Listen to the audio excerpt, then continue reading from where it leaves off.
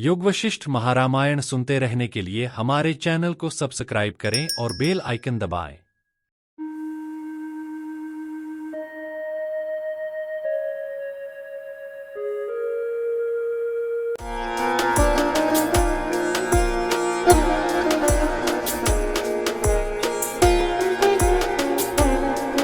पिछले सर्ग यानी सर्ग 51 में महर्षि वशिष्ठ ने विस्तार से आत्मज्ञान के महत्व और सत्य की खोज पर प्रकाश डाला। राम और गुरु वशिष्ठ के संवाद ने हमें यह समझाया कि आत्मा अजर-अमर है और संसार के बंधनों से परे है। आज हम सर्ग 52 में प्रवेश करेंगे, जहां यह चर्चा और गहरी होती है। गुरु वशिष्ठ राम को जीवन के रहस्यों को और स्पष्ट करते हैं। तो इस अद्भुत ज्ञान यात्रा में हमारे साथ बने रहें और वीडियो को पूरा देखें। चैनल को सब्सक्राइब करना न भूलें। सर्ग 52 में वशिष्ठ जी राजा विदुरथ की मृत्यु, संसार की असत्यता और वासना रूप संसार की लीला का विस्तार से वर्णन करते हैं। राजा विदुरथ की मृत्यु के समय उसकी पत्नी सरस्वती देवी से प्रार्थना करती है कि उसके पति का जीवन बचा लिया जाए। सरस्वती देवी उत्तर देती हैं कि यह संसार स्वप्न के समान असत्य है और वास्तव में राजा पद्म और राजा विदुरथ का राष्ट्र भी एक भ्रांति मात्र है। इस प्रकार के विशाल व्यापार और घटनाएं जो संसार में दिखाई देती हैं, सब कल्पना की उपज है। वशिष्ठ जी आगे बताते हैं कि यह ब्रह्मांड जो प्रतीत होता है, वह वास्तव में हमारे चेतना में ही उत्पन्न हुआ भ्रम है। जब आत्मा विषयों के बिना होती है, तब वही सत्य होता है और जो कुछ भी दृश्य में प्रतीत होता है, वह केवल माया है। यह संसार एक चिदाकाश है, जिसमें सभी वस्तुएं भ्रम और वासनाओं का परिणाम है। यहाँ वशिष्ठ जी स्पष्ट करते हैं कि यह जगत केवल हमारे चित्त की कल्पना है, और जब यह ज्ञान हो जाता है कि जगत भ्रम है, तब आत्मा अपनी शुद्ध अपरिवर्तनशील स्थिति में रहती है। भ्रम केवल चित्त की वासना के कारण उत्पन्न होता है, और जब यह वासना समाप्त हो जाती है, तब जगत का अस्तित्व भी समाप्त हो जाता है। इस सर्ग का मुख्य उद्देश्य यह है कि संसार की सभी वस्तुएं असत्य और माया है। सत्य केवल शुद्ध चैतन्य है, जिसमें कोई उत्पत्ति और विनाश नहीं होता। तो आइए विस्तार से जानते हैं योग वशिष्ठ महारामायण उत्पत्ति प्रकरण सर्ग 52। राजा विदुरथ की मृत्यु, संसार की असत्यता और उस देश की लीला की वासना रूपता का वर्णन। श्री वशिष्ठ जी ने कहा, वत्स श्री रामचंद्र जी, इस बीच में अपने सामने मृत्युशैया पर लेटे हुए मूर्छित अपने पति को श्वास मात्र शेष देखकर देवी सरस्वती से कहा, माँ, यह मेरा पति यहाँ पर देह का त्याग करने के लिए उद्यत है।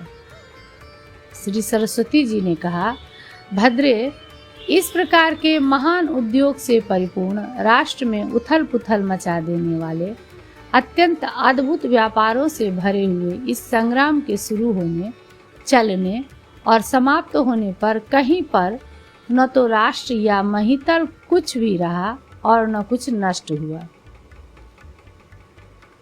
इस प्रकार का यह स्वप्न रूप जगत है।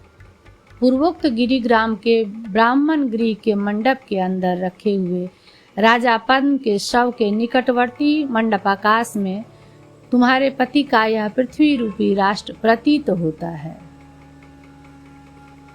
अंतःपुर के घर के अंदर अनेक राष्ट्रों से युक्त यह ब्रह्मांड है।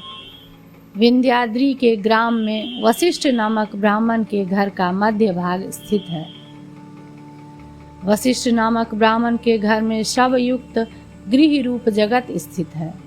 शव रूप जगत के पेट में यह घर रूपी ब्रह्मांड स्थित है।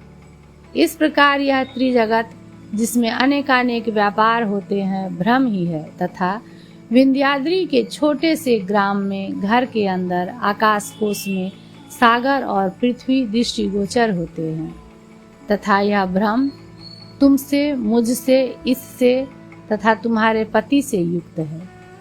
एक के भीतर दूसरा उत्पन्न हुआ, यह भी कल्पना ही है। वस्तुतः चैतन्य में ही यह विकास को प्राप्त हुआ है। अपना आत्मा ही इस जगत रूप से व्यर्थ विकास को प्राप्त होता है, अथवा कहीं भी इस जगत रूप से विकास को प्राप्त नहीं होता। भाव यह है कि विषय के मिथ्या होने से चैतन्य में विषय सम्मिलित रूप भी है ही नहीं। ऐसी अवस्था में निर्विषय चैतन्य ही अवशिष्ट रहता है। वही मुख्य ज्ञातव्य है। इसलिए तुम नाश और उत्पत्ति से शून्य उस परम पद को जानो। स्वयं प्रकाश, शांत, निर्विकार, वही मंडप घर के अंदर अपने चिन्मात्र स्वभाव से उदित अपनी आत्मा में जगत रूप से प्रतीत हुआ है। उससे अतिरिक्त दूसरी वस्तु नहीं है, ऐसी विद्वानों में प्रसिद्धि है। मंडप के अंतर्गत आकाश में भी जब जगत नहीं है, तब शुद्ध चिदाकाश में जगत नहीं है, इसमें तो कहना ही क्या है।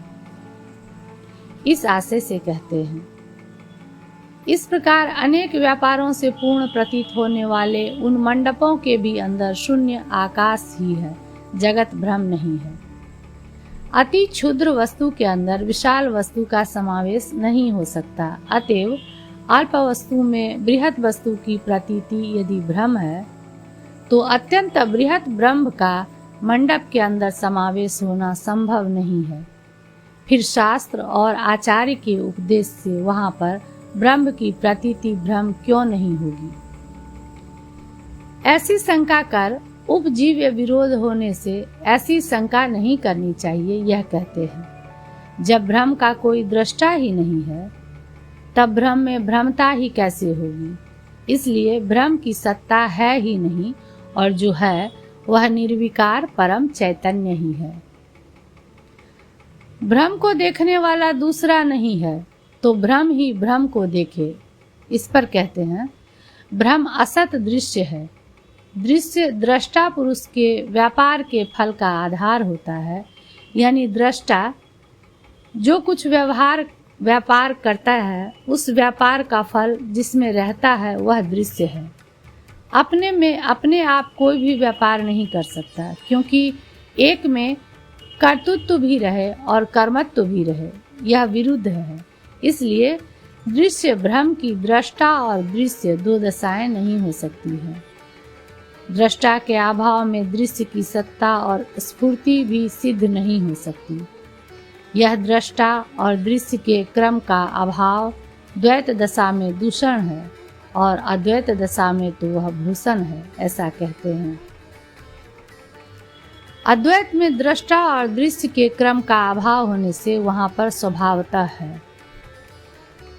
आप उस परम पद को, जो नाश और उत्पत्ति रहित स्वयं प्रकाश, शांत, आदि और निर्विकार है, जगत रूप से प्रतीत जानो। अति अल्प स्थान में बृहत्तर वस्तु का समावेश न हो सकना भी दृश्य का ही दूषण है, सर्वाधिष्ठान चैतन्य का दूषण नहीं है। इस आशय से कहते हैं, मंडप गृह के भीतर अपने स्वभाव से उदित आत्मा रूप अपने घर में लोग अपने अपने व्यवहार के अनुकूल प्रशस्त प्रदेश की व्यवस्था कर विहार करते हैं, संचार करते हैं। यह कम आश्चर्य नहीं है। वहाँ पर तत्वज्ञ पुरुषों को न तो जगत की प्रतीति होती है और न किसी सृष्टि का ही अनुभव होता है। उक्त तत्वज्ञों के अनुभव रूप प्रत्यक्ष प्रमाण से यह निश्चित होता है कि अहंकार का साक्षी रूप अविनाशी चिदाकाश ही अज्ञानी की दृष्टि से जगत रूप से स्थित है। अनुमान प्रमाण से भी उक्त बात को सिद्ध करते हैं। मेरु आदि पर्वतों के समुदाय से युक्त वह संपूर्ण दृश्य निराकार ज्ञान रूप ही है। यह जैसा दिखाई देता है वैसा स्थूल रूप नहीं है, क्योंकि उसका जहाँ पर समावेश नहीं हो सकता, अत्यंत अल्प प्रदेश में तत्वज्ञों को उसकी प्रतीति हुई है, जैसे देह के अंदर स्वप्न में देखा गया महानगर। स्वप्न में सबके अनुभव से सिद्ध व्याप्ति को दिखलाते हैं। स्वप्नः कंठे समाविशेत। इस श्रुति के अनुसार कंठ से लेकर हृदय तक विलस्त भर स्थान में आत्म चैतन्य को ही पर्वत समुदायों से पूर्ण व्रज की नाई कठिन लाखों जगत के रूप में स्वप्न में सभी देखते हैं। जैसे बहुत से केले के कोमल पत्ते तह के साथ अल्प स्थान में सन्निविष्ट रहते हैं, वैसे ही अत्यंत सूक्ष्म चैतन्य में अनंत जगत रह सकते हैं। जैसे देह के अंदर स्वप्न महानगर दिखलाई देता है, वैसे ही चिदणु में तीनों जगत है, उसके अंदर भी चिदणु है, उनमें भी प्रत्येक में जगत है। हे भद्रे, उनमें से जिस जगत में यह पद्म राजा शव रूप में स्थित है, वहां तुम्हारी सौत यह लीला उसके पहले ही चली गई है। यह लीला जो ही तुम्हारे सामने मूर्छा को प्राप्त हुई, त्यों ही तुम्हारे पति राजा पद्म के शव के निकट जा पहुंची है। लीला ने कहा, हे देवी, यह लीला वहां पर पहले देह धारणी कैसे हो गई? जिस स्थिति में यह मेरी सौत है, उस स्थिति को प्राप्त होकर यह कैसे स्थित है?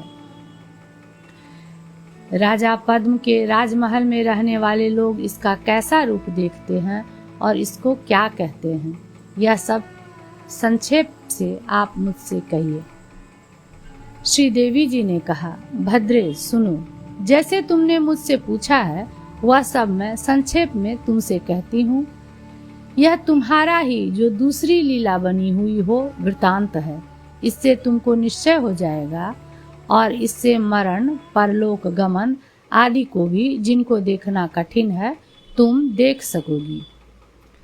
तुम्हारा पति महाराज पद्म नगर आदि के रूप से दिखाई दे रही जो यह जगन्मय भ्रांति है, खूब विस्तार को प्राप्त हुई। इस जगन्मय भ्रांति को ही उसी स्वगृह में देखता है। यह जो युद्ध तुमने देखा है, यह स्वप्न युद्ध के समान भ्रांति युद्ध ही था। यह लीला भी जिसके बारे में तुमने पूछा है, भ्रांति ही है। ये जो लोग हैं, वे जन्म आदि विकार से रहित आत्मा ही है। यहाँ जो मरण होता है वह भ्रम ही है, और यह संसार भी इस प्रकार भ्रमात्मक ही है। इसी भ्रम से राजा पद्म की लीला भार्या रूप से स्थित रही। तुम और वह दोनों सर्वांग सुंदरी ललनाएं स्वप्न मात्र ही हो। जैसे राजा की आप दोनों सुंदरियां स्वप्न मात्र हैं, वैसे ही आपका पति यह राजा पद्म और स्वयं मैं भी स्वप्न मात्र ही हूँ। भद्रे, यह संपूर्ण जगत की शोभा ऐसी ही है, अर्थात भ्रम मात्र है। यहाँ पर यह सब दृश्य भी भ्रांति मात्र ही कहा गया है। यदि यह जान लिया जाए तो पुरुष दृश्य शब्द के अर्थ का त्याग कर देता है। इस प्रकार यह अर्थात लीला, तुम, यह संसार, स्थिति और यह राजा, ये सब भ्रांति रूप ही हुए हैं। आत्मा की पूर्णता होने से केवल मैं आत्मा सत्यता को प्राप्त हूँ।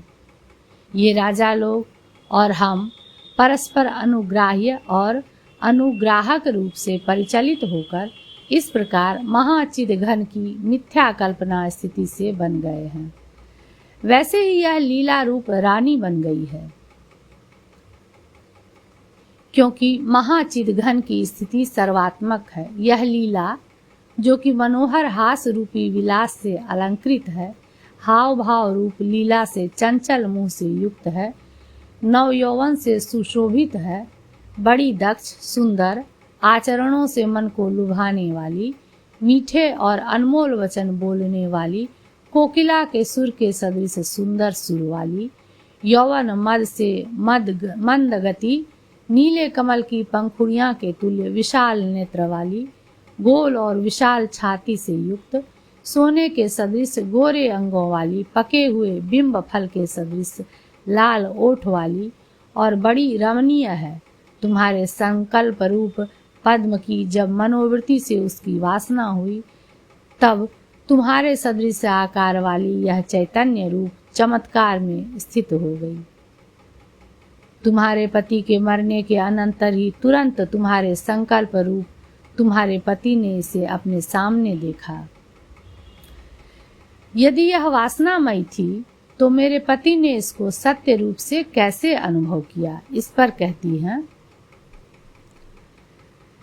जब चित्त अभ्यासवश दृढ़ वासना से आदि भौतिक पदार्थ का अनुभव करता है, तब अनुभव से वह परमार्थ सत्य हो जाता है, परंतु वस्तुतः दृश्य ही प्रतिभासिक है। जब चित्त आदि भौतिक पदार्थों को विवेक ज्ञानाभ्यास से परमार्थ सत्य नहीं जानता, तब उसकी वासना से सत्य प्रपंच में प्रातिभासिकता का निश्चय होता है। मरण ज्ञान से पुनर्जन्म रूप भ्रम होने पर तुमको इस राजा ने पत्नी रूप से जाना और वासना में अन्य लीला रूपता को प्राप्त हुई तुमसे संगत हुआ। इस प्रकार इस राजा ने तुमको अपनी वासना रूप ही देखा और तुमने राजा को अपनी वासना में ही देखा। तुम भी आत्मा में पहले जैसे 3 ब्रह्मांडों की ब्रह्म में स्थिति दर्शाई गई है, वैसे ही स्थित हो, क्योंकि आत्मा सर्वत्र व्यापक है, यानी सब वासनाओं में व्याप्त है। इसलिए ब्रह्म का सर्वाकार विवर्त उत्पन्न होता है। चूंकि ब्रह्म सर्वव्यापक है, अतएव जब जहाँ पर जैसी वासना होती है, तब वहाँ पर वह तुरंत ही हो जाता है और विक्षेप शक्ति से उसका वैसा ही अनुभव करता है। ब्रह्म सर्वत्र संपूर्ण शक्तियों से युक्त है, अतएव जहाँ पर जिस जिस रूप से भोक्ता के अदृष्टवश जिस शक्ति का आविर्भाव कराता है, वहाँ पर वह वैसा ही होता है और दृढ़ आग्रह रूप वासना के कारण वैसी ही उसकी प्रतीति होती है। जब इन 2 दंपतियों का मरणानुकूल मूर्छा का क्षण आया, तभी इन्होंने सबका जो आगे कहा जाएगा वासना के जागृत होने के कारण अपनी कल्पना से अनुभव किया कि ये हमारे पिता हैं और ये हमारी माताएं हैं, यह हमारा देश है, यह हमारी धन संपत्ति है, यह हमारा कर्म है और ऐसा कर्म हमने पूर्व जन्म में किया था। इस प्रकार हम लोगों का विवाह हुआ और इस प्रकार हम दोनों एकता को प्राप्त हुए। इनकी वह जनता भी जो कि कल्पनात्मक ही है, भोगकर्ता के अदृष्ट से सत्यता को प्राप्त हुई है। वैसे ही स्वप्न प्रतीति यहाँ पर प्रत्यक्ष दृष्टांत है। स्वाप्निक पुरुष भी स्वप्न काल में सत्यता को प्राप्त होते ही हैं। लीले इस प्रकार के अभिप्राय से युक्त लीला ने मेरी आराधना की थी कि मैं कभी विधवा न हूँ, और मैंने भी उसे वरदान दिया था। इस कारण वह बालिका यहाँ पर पहले ही मर गई है। इस वासनात्मक लीला ने और मैंने क्यों आपकी आराधना की और क्यों आप हम पर प्रसन्न हुई। इस पर कहती हैं, मैं व्यष्टि चेतन जो आप लोग हैं, आपकी समष्टि चेतना हूँ और आप लोगों की कुल देवी होने से सदा पूजनीय हूँ, अतएव स्वतः ही सब कुछ करती हूँ। पहले यह कैसे प्राप्त हुई, इसका उत्तर देकर अब यह देह धारणी कैसे हुई, इस अंश का उत्तर देती है। वासना में इस लीला के देह से निकलने की इच्छा वाले अंगुष्ठ परिमाण वाले जीव ने प्राणवायु का रूप धारण किया। तदंतर मन से तत् पदार्थों की प्राप्ति के लिए उत्सुक होकर नाड़ी मार्ग से देह का परित्याग किया, यानी तस्य हृदयस्याग्रं प्रद्योतते तेन प्रद्योतेनैस आत्मा, अर्थात उसके हृदय का अग्रभाग प्रकाशित होता है। उस आत्म ज्योति रूप प्रद्योतन से यह आत्मा नेत्रों से, सिर से अथवा अन्यान्य शरीर भागों से निकलता है। इस श्रुति में कहे गए क्रम से नाड़ी मार्ग द्वारा देह का परित्याग किया। तदंतर वासना के कारण पूर्व जन्म के स्मरण से मरण मूर्छा के बाद जीव रूप से स्थित इस लीला ने इसी ब्रह्माकाश या भूताकाश रूप घर में बुद्धि में संकल्पित आगे कहे जाने वाले शरीर में गमन और कुमारी रूप प्राप्ति आदि पदार्थ देखे। चंद्रमंडल के सदृश मुख कांति वाली और मृग के तुल्य विशाल नेत्र वाली यह लीला, जिसकी सूर्य की किरणों से कमलिनी की नाई वासना रूपी कलियां खिल गई थी, जो लावण्यमयी होने के कारण स्वयं पति के लिए उपभोग की वस्तु थी और स्वयं भी सुंदर पति का उपभोग करना चाहती थी, भावनावश पूर्व देह की स्मृति से स्वप्न में जैसे पद्म ब्रह्मांड मंडल के भीतर जाकर पति से संयुक्त हो गई। 52वां सर्ग समाप्त। तो दोस्तों, सर्ग 52 की यह अद्भुत यात्रा यहीं समाप्त होती है। गुरु वशिष्ठ द्वारा दिए गए उपदेशों से हमें यह सीखने को मिला कि संसार में सभी बंधनों का मूल हमारी इच्छाओं में है और सच्ची मुक्ति तभी प्राप्त होती है जब हम इनसे परे उठते हैं। अगर आपको यह ज्ञानवर्धक यात्रा अच्छी लगी हो तो हमारे चैनल वशिष्ठ पथ को सब्सक्राइब करें और अपनी आध्यात्मिक यात्रा को और भी गहराई में ले जाएं। मिलते हैं अगले सर्ग में, तब तक आप इस ज्ञान को आत्मसात करें। धन्यवाद।